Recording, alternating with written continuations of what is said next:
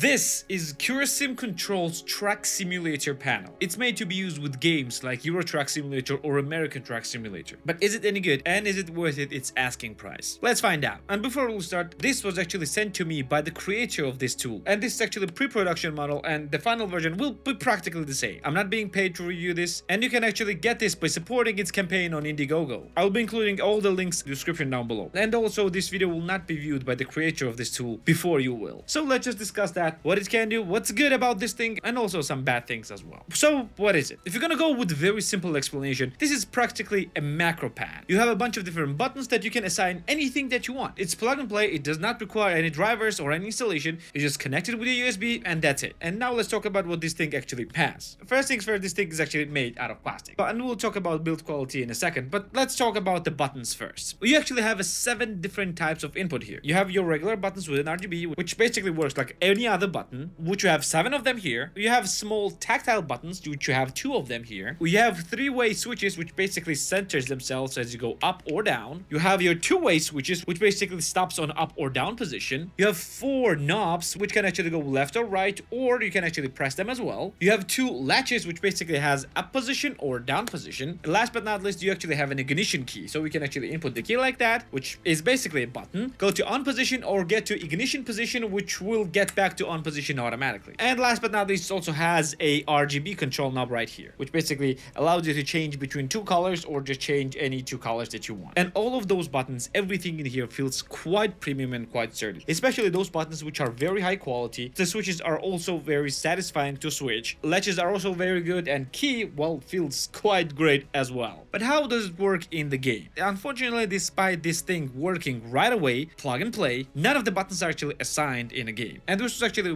the same with any other joysticks that are connected as well. So you need to actually set up all the buttons yourself. It can be a little bit tedious, but if you have played this game quite a lot, you know exactly what buttons that you want. I myself don't even have all the buttons set up just yet, because I don't need that many buttons. For example, I have these buttons for the changes in navigation or HUD, like changing the tools that I see in a HUD, switching different modes, etc. I use this now for zoom in or zoom out or change some menus on a HUD. I use this as a parking brake, as it says. I use this as a connection to a trailer. I use these 2 knobs for the radio stations, for volume up and down, and for the changing of the tracks. This is ignition, obviously. I use this small button as a quick save, and I use these 2 buttons for the suspension, like for the front and for the rear, like it's like increasing or decreasing, and I use this button as a suspension reset. So basically, I have no use for these 3 buttons and for these 4 buttons right here. And also this switch for the changing headlight modes and this for the wipers modes. And overall, this makes the game quite a bit more satisfying to play after your initial setup. And I can safely say that I will probably be using this one for the gameplay because, yeah, it's simple, straightforward, and it's quite fun. But let's now talk about a little bit of a downsides. Before I'm gonna move on, just to let you know, most of those things do not affect functionality. It will be still fun to use, but I would love to have a bit more things to make it as a perfect product, at least for me. First things first, the build quality. No, it's not bad. This thing is quite heavy, but not very heavy. In this case, it actually looks like to be 3D printed. So surprisingly, this is quite high quality 3D print. But for some,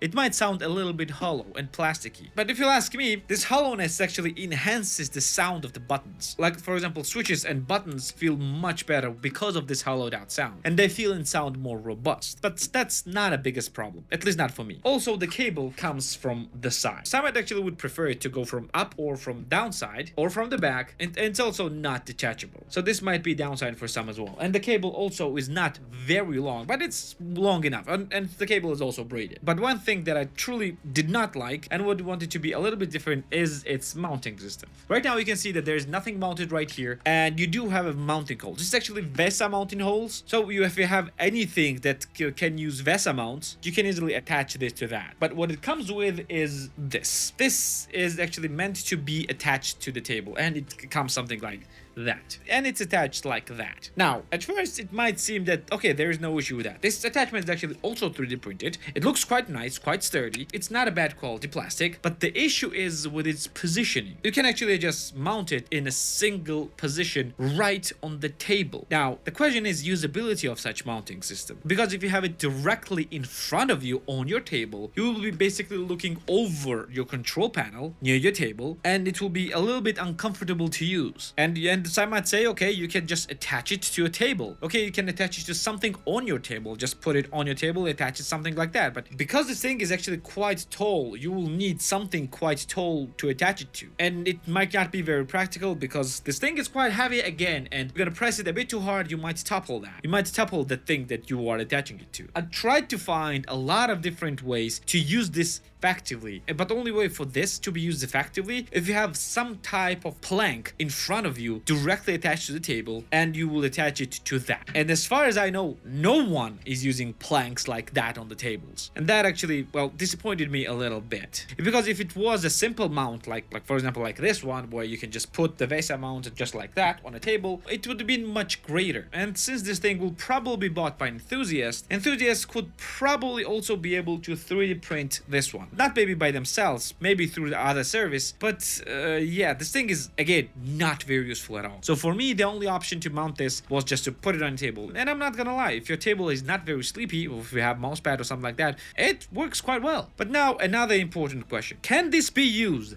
outside of a truck sim games? Can this thing be used on any other games, or just anything else, just to use as your macro pad or something like that? And the answer is yes, kinda, but you have to do a little bit of tinkering. You cannot directly use this on your computer on any other game. This thing actually registers as a joystick, so as a controller, so you can actually use this in basically any other game. But also you can use this outside of the games as well. Like for example, if you want to use this on your computer just as a volume knobs or some kind of any other thing like keyboard combos or anything else. And you can use this with a software called Joy2Key. Joy2Key is actually an emulation app which allows you to emulate any keyboard stroke that you want with your joysticks. So if you want to emulate any button, like for example I have volume up and down emulated to this knob on my computer, then yeah, you can actually use this with anything that you want. You don't necessarily need to use this in games like ETS or any other games. Just make sure that you turn off Joy2Key when you will disconnect this one, when you will launch a game, because otherwise game will think that this is just a regular keyboard. But there is one thing that I didn't touch, and it is its price. And if you have checked Indiegogo campaign, you probably have already seen. The base price of this thing is $230. Does this thing feels like $230 piece? Is this thing worth it for $230? If you are a dedicated fan of games like ETS or ATS, I guess so, because there are not a lot of things like that. This thing is basically hand built and hand engineered for you, and also 3D printed. An amount of different types of buttons this thing has, it just feels quite amazing, you know, for that price. And also with an Indiegogo campaign,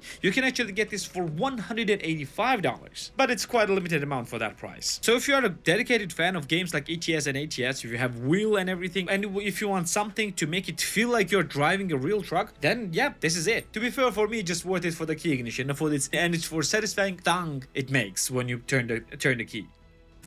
And if you want to see my weird setup of a Euro Truck Simulator, you can watch it right here, where I play the game with HOTAS. Or if you want to see my video about why this game never dies, you can watch it right here. Oh yeah, and don't forget to subscribe right here as well. This has been it for today, and I'm gonna see you in the next one. See ya.